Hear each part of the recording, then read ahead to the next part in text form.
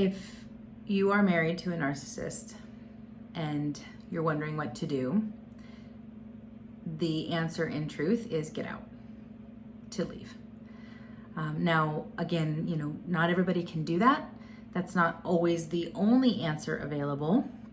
And it is important to recognize that that's not an option for everybody. But something that I've noticed is that there is a big difference between it not being an option in that maybe you live in a place where divorce isn't allowed, or maybe you don't have any help, any support, or any means to establish yourself outside of the relationship. There's a difference between that and not wanting to leave because you're scared. What's really hard about relationships with narcissistic people, especially in a romantic setting, is that narcissists don't let you leave.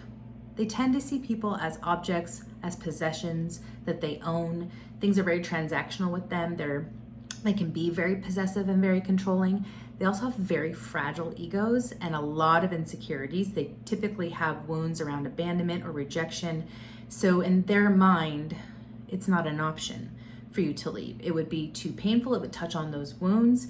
And they have a sense of entitlement, and they often have an inflated sense of self of like, who would ever leave me? They can sometimes think they walk on water. And so leaving a narcissist can not only be extremely difficult, it can be dangerous. There are organizations and communities out there that are sort of geared toward trying to help women get out of these relationships because they don't make it easy.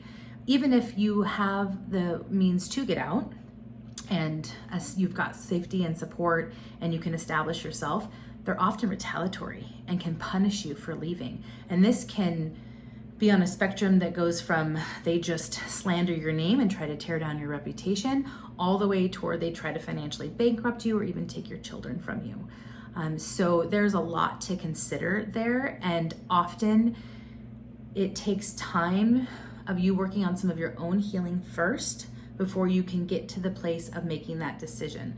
I work with a lot of people who understand and know, but are too scared to take that step yet. So the thing I tell people is no matter what, you need to have a plan.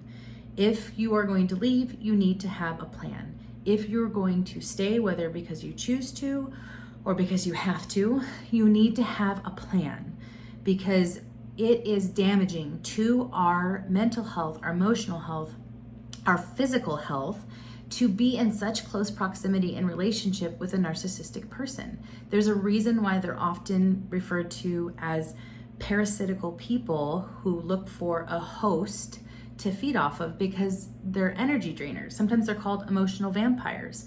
And this comes from their own woundedness and their own traumas where they take and take and take. But looking at the person who wants healing, the person who's trying to grow, the person who doesn't want to be abused or manipulated or hurt anymore, the answer in short is you probably need to get out. And if you can't, you need to have a plan, and that requires support from other people. Narcissists like to isolate you from loved ones, especially those who might understand what's going on, but we need support and we need help, period.